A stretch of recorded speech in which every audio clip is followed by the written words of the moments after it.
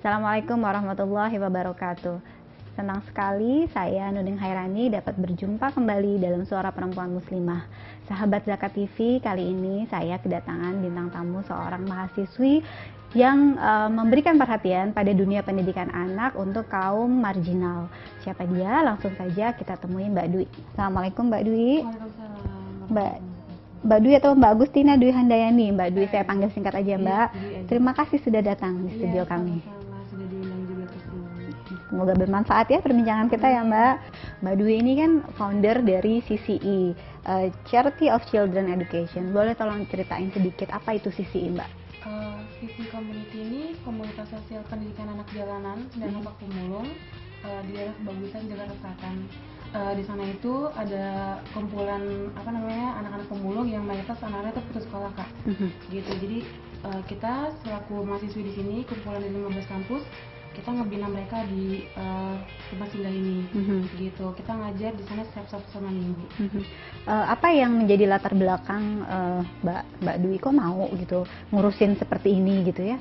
Apa yang jadi perhatian?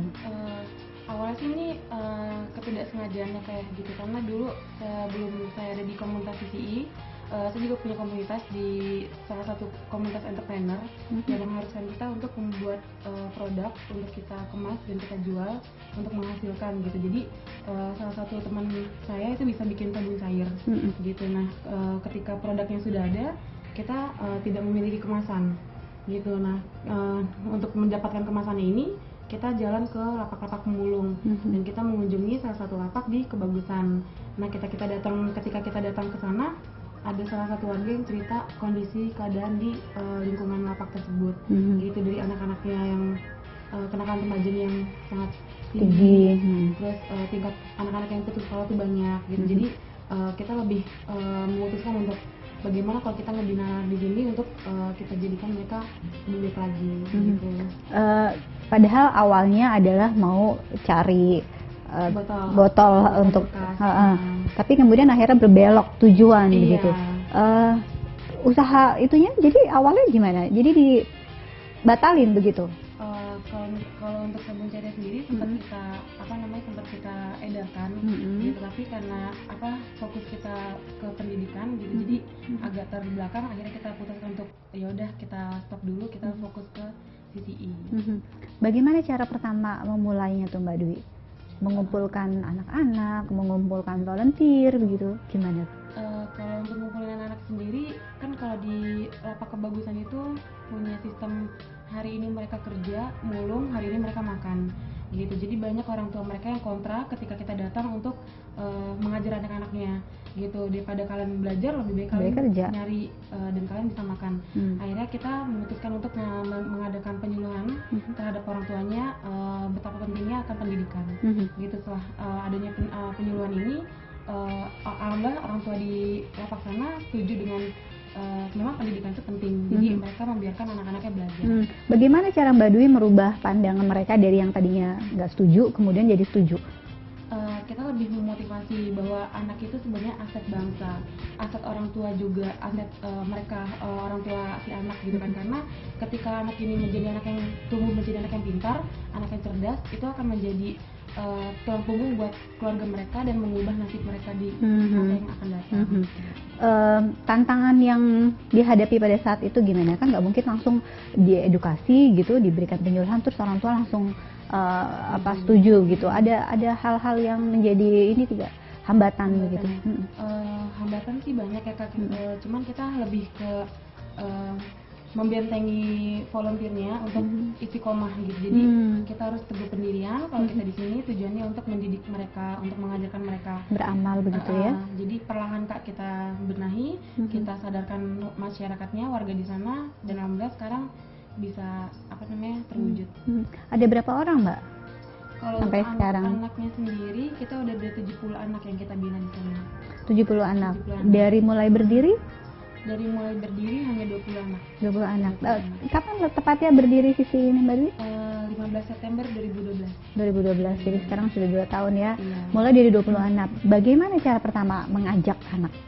Kan mereka sudah biasa kerja ya, terus tiba-tiba sekarang harus duduk manis di kelas gitu belajar gitu. Iya.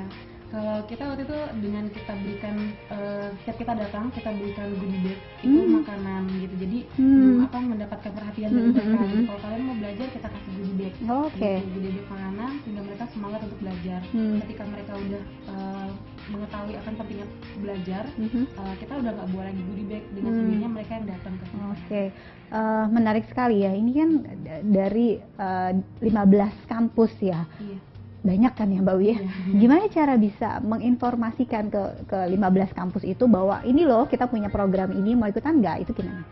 Kalau kita lebih ke mulut Sih Kak, gitu. Jadi kita punya teman, terus kita kasih tahu lagi, kita ajak lagi, dan melalui media sosial gitu. Kita punya Twitter, kita post juga di FB, kita ada di YouTube juga, terus kita taruh di blog juga. Banyak volunteernya ya? Iya. Dari 15 kampus ada berapa orang volunteer? Kemarin itu kita baru penutupan pendaftaran volunteer Kak. Dari penutupan kemarin kita udah menghitung ada 71 volunteer. 71 volunteer, dan pastinya ini tidak dibayar ya? Iya, ini sosial. Apa yang mendasari mereka mau membantu begitu? Sempat kita memberikan kuesioner buat volunteer baru. Banyak banget yang memberikan alasan bahwa mereka ini di luar sana hanya mengejar dunia gitu, tapi mereka lupakan akhirat gitu. Jadi dengan Senin Jumat mereka dunia, dia membagi waktu di Sabtu dan Minggu untuk beramal. Subhanallah, ya ampun anak muda.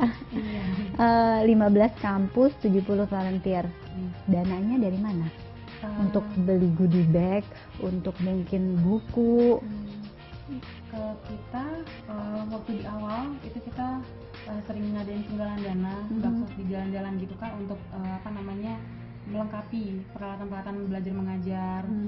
Dan alhamdulillah sekarang berjalan 2 tahun ini banyak juga korporat yang datang ke kita gitu untuk ngebantu adik-adik di sana dari kampus-kampus yang mau mengadakan dakwah lapangan.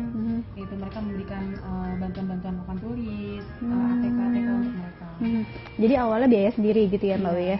Awalnya biaya sendiri, kemudian volunteer ini selain menyumbang tenaga juga menyumbang materi begitu. Kemudian mencoba menawarkan ke corporate. Jadi ada bagian-bagiannya ya di komunitas ini ya? Iya, ada struktur-strukturnya. Berapa orang tadi? 70 yang baru dibuka untuk 71 orang. Pada saat awal berdiri ada berapa orang volunteernya? Pada saat awal berdiri kurang lebih 20 orang. 20 orang. Untuk memegang 20 anak. Berarti satu anak satu orang begitu? Iya, satu orang satu anak. Ngajarin apa aja tuh Mbak? Ekskulnya apa misal? Kalau ekskulnya kita ada modern dance.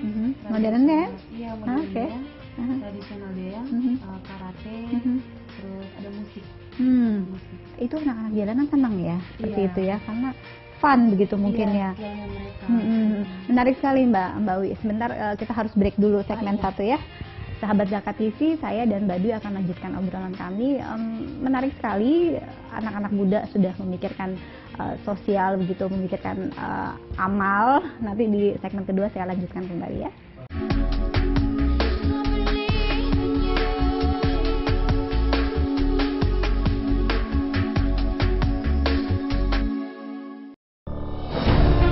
Ketika keindahan dunia merebak keselarasan, berbagi kemesraan. Ketika sejuta tangan merangkai kebahagiaan dalam kehidupan yang harmoni. Ketika zakat Anda wujudkan indahnya dunia.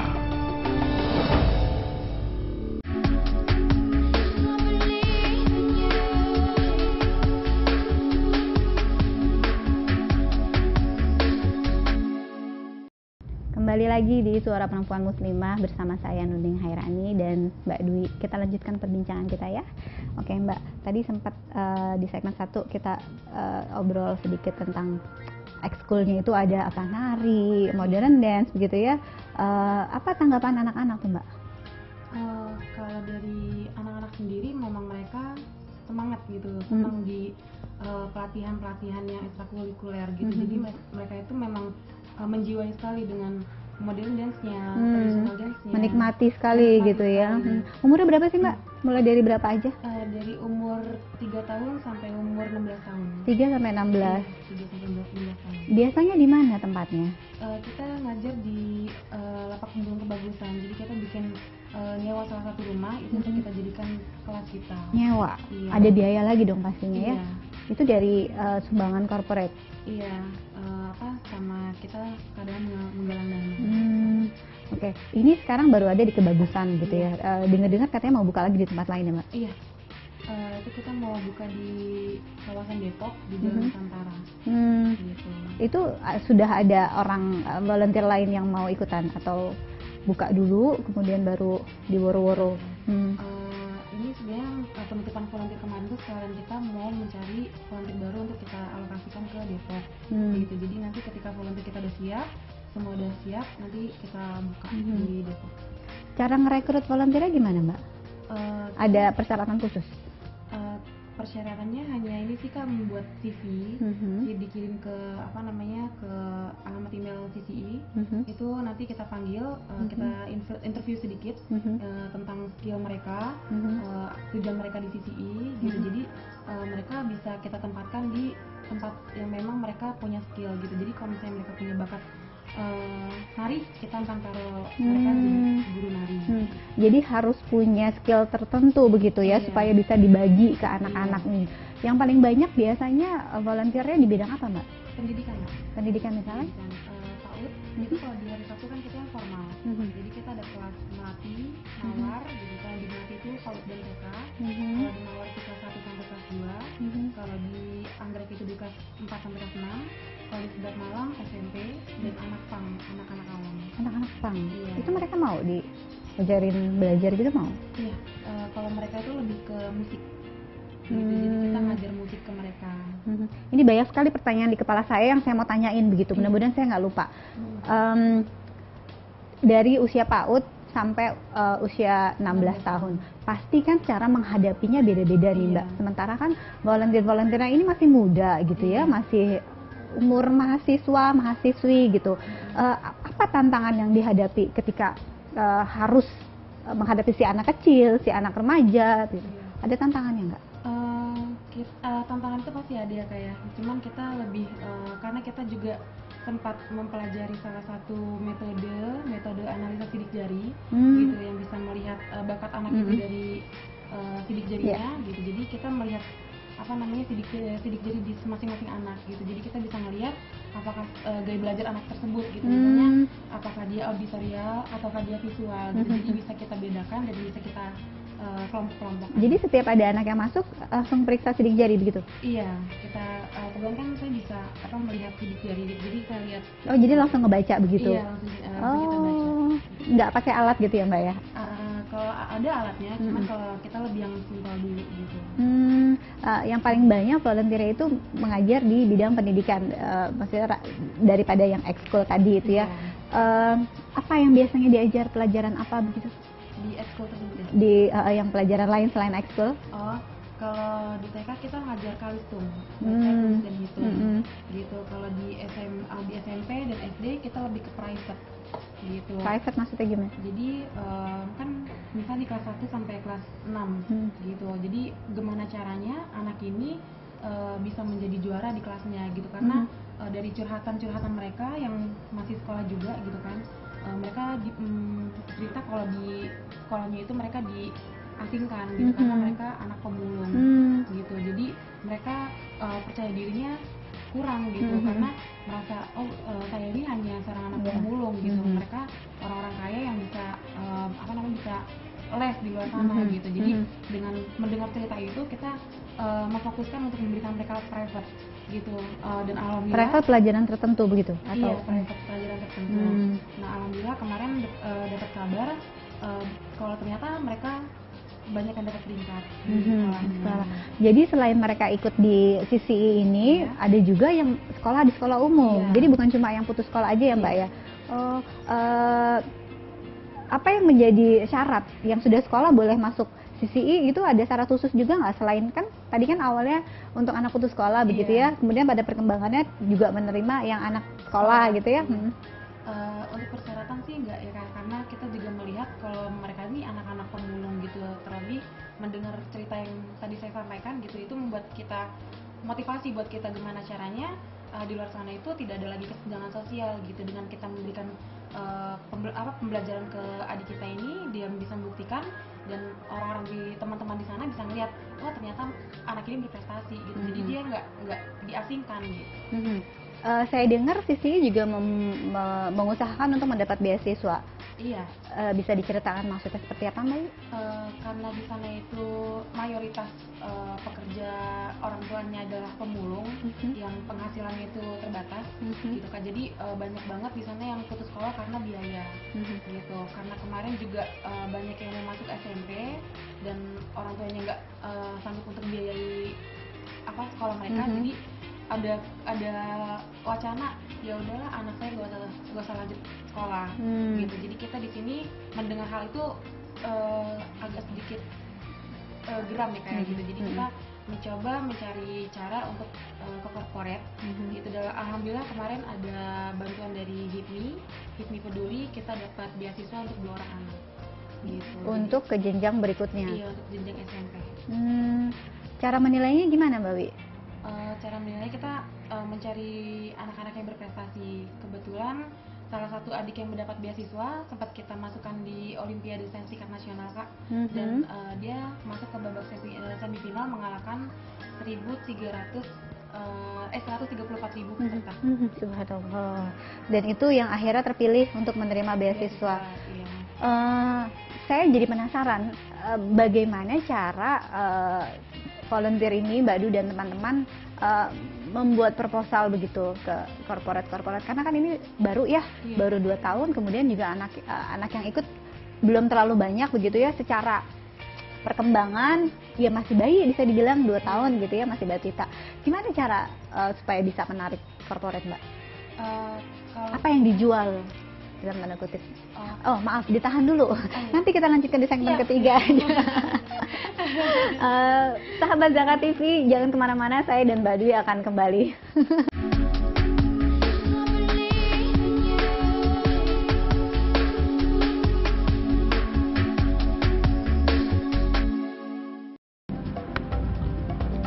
Semangat kemenangan harus berasal dari sportivitas yang datang dari hati.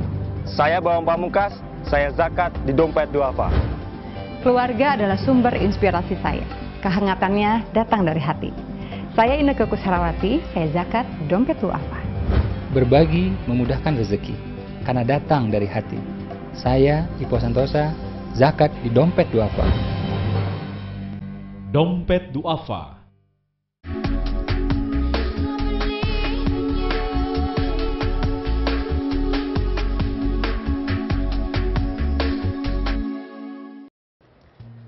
Terima kasih, masih bersama Suara Perempuan Muslimah, saya Nuning Hairani dan Mbak Dwi. Kita lanjutkan ya. Oke, tadi kepotong ya. Ya, saya penasaran gimana caranya menjelaskan proposal begitu, membawa proposal ke perusahaan-perusahaan untuk bisa mendukung CCI. Sebelumnya kita kan memang dari 15 kampus ya kayak di masing-masing kita memiliki link di keluarga. Gitu, kita lebih cenderung ke link-link keluarga kita dulu. Oke, networking gitu ya. Networking. Jadi proposal kita bawa, kita berikan ke saudara, dari saudara itu kita bisa membantu untuk mengusahakan ke tempat kantor mereka. Karena kenal, mau akhirnya begitu. Oke, nah beasiswa tadi kita sempat bahas soal beasiswa. Jadi dari anak-anak ini sudah ada yang menerima beasiswa 2 orang. Beasiswa ini kan misalnya untuk melanjutkan ke jenjang berikutnya. Sementara kan anak-anak ini mungkin dari daerah begitu, dokumentasinya nggak lengkap. Apa yang dilakukan sih untuk membantu?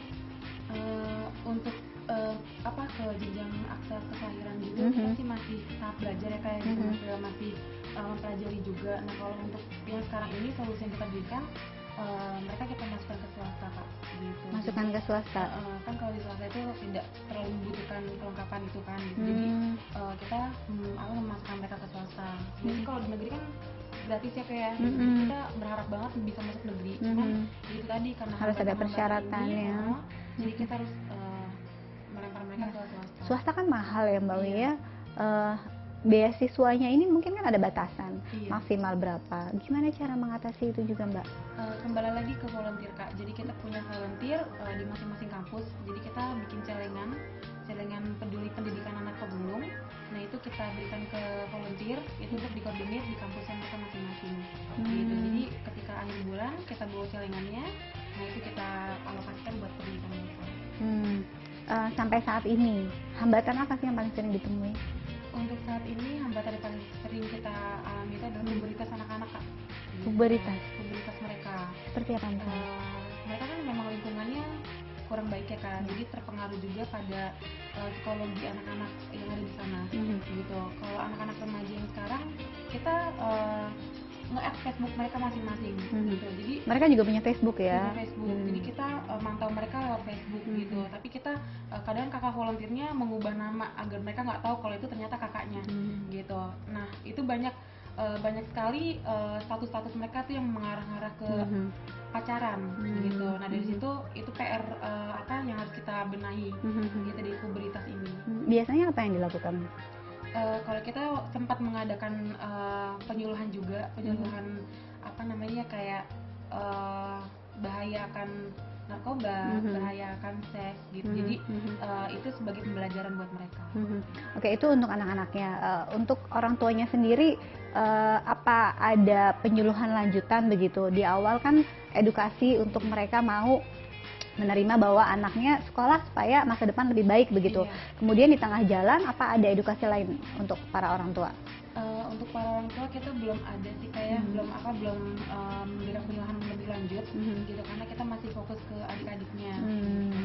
Ada review setiap berapa bulan mungkin untuk perkembangan anak-anak ini? Kalau review itu setiap kita mengajar itu kita ada ngumpul volunteer itu untuk memberitahukan masing-masing perkembangan anak. Ada berapa yang volunteer yang aktif? Kalau volunteer yang aktif sebelum pembukaan volunteer itu ada 30. Dan itu setiap Sabtu Minggu mereka datang mengajar. Iya datang kadang datang kadang enggak gantian.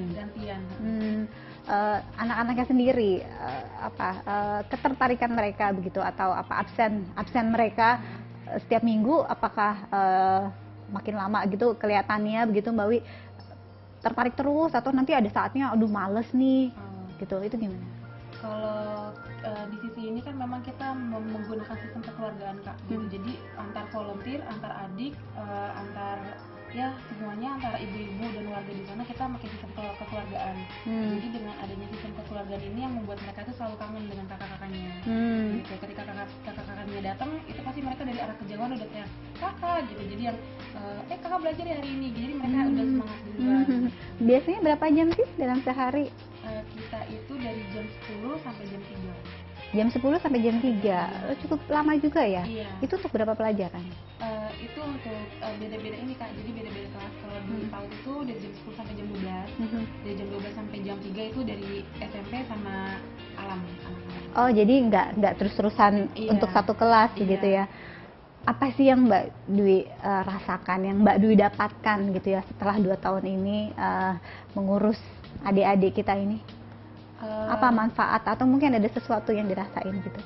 Kalau dari diri saya pribadi banyak banget pelajaran-pelajaran penting yang didapat gitu karena sebelum-sebelumnya kan sebelum terjun langsung hanya melihat mungkin di berita-berita keadaan perekonomian masyarakat marginal gitu, dan ini saya bisa melihat sendiri dan merasakan sendiri.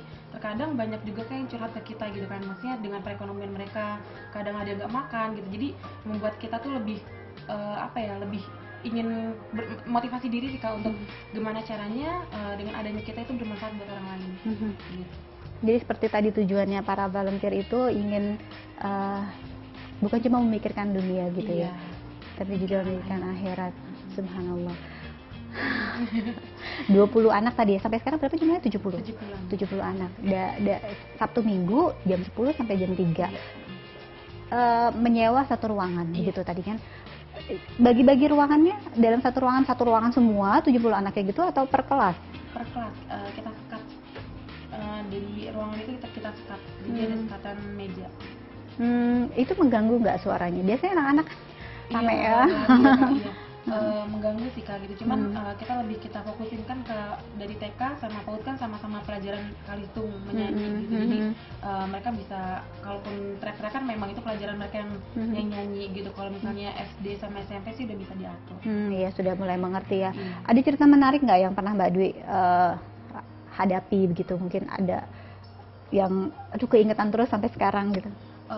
Kalau untuk kejadian-kejadian lucu tuh banyak banget ya Kak. Misalnya kayak di sana tuh ada anak salah satu adik kita itu gendut, cabi dan lucu banget.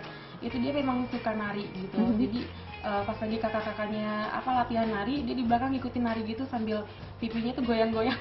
Dan itu bikin gemes gitu. Dan itu sempat kita videoin dan itu sampai sekarang masih kalau kita lihat tetap ketawa ngeliat itu. Itu berapa tahun umurnya? Umurnya kelas 3 SD. Kelas 3 SD. 3 SD? Iya, udah cukup besar ya berarti ya? Badannya gendut, terus pipinya cabi gitu. Terus dia nari-nari gitu. Kebayang sih. Saya masih agak kepikiran soal tadi itu ya, masalah puberitas tadi itu ya. Ya seperti mungkin saya pernah lihat juga gitu anak-anak pang yang di pinggir jalan itu memang agak sedikit menakutkan ya. Dengan rambutnya, pakaiannya gitu, mungkin juga tato-tatonya, tampilannya. Betul, dari volunteer sendiri kan pasti ada yang perempuan juga ya. Itu gimana Mbak Wi? Kalau kita sebenarnya awalnya juga sempat takut-takutan Kak gitu, maksudnya untuk mendekati anak-anak pang ini gitu kan. Tapi kesini kita juga mempelajari psikologi dari anak-anak tersebut gitu. Awalnya kita kasih pertanyaan-pertanyaan. Waktu itu saya ingat, saya waktu itu nanya, kenapa sih kalian harus seperti ini gitu kan? Kenapa kalian harus nakut-nakutin orang di luar sana gitu? Terus jawaban mereka, itu hanya topeng kita Kak gitu. Topeng kita untuk kita mendapatkan uang dan kita bisa makan gitu. Maksudnya topeng di sini apa gitu. Jadi sebenarnya kita nggak kayak gitu kok Kak. Jadi kita tuh di sana hanya topeng, gimana caranya mereka tuh takut sehingga mereka mengeluarkan uang dan itu kita bisa makan gitu. Kalau kita nggak seperti itu, kita nggak akan mendapatkan uang gitu. I see. Oke, saya baru tahu itu sekarang. Oke, terakhir Mbak, waktu kita singkat sekali nih, rupanya sudah mau akhir dari segmen 3. Apa harapan Mbak Dwi untuk CCI ke depannya? Singkat saja. Iya, harapan saya sih semoga harapan-harapan dari volunteer, harapan-harapan dari orang tua dan adik-adiknya bisa tercapai dengan melihat kesuksesan dari adik-adik CCI tersebut. Ya, amin ya rabbal alamin. Semoga berkah ya Mbak, CCI-nya lancar, banyak yang bantu begitu ya. Terima kasih sudah datang ya Mbak. Ya, terima kasih juga sudah diundang. Sahabat Zakat TV, demikian perbincangan saya dengan Mbak Dwi dari CCI. Semoga apa yang menjadi perbincangan kita kali ini dapat Anda ambil manfaatnya, seperti juga saya ambil manfaatnya. Sampai jumpa dalam episode selanjutnya di Suara Perempuan Muslimah. Assalamualaikum warahmatullahi wabarakatuh. Makasih ya Mbak. Mama.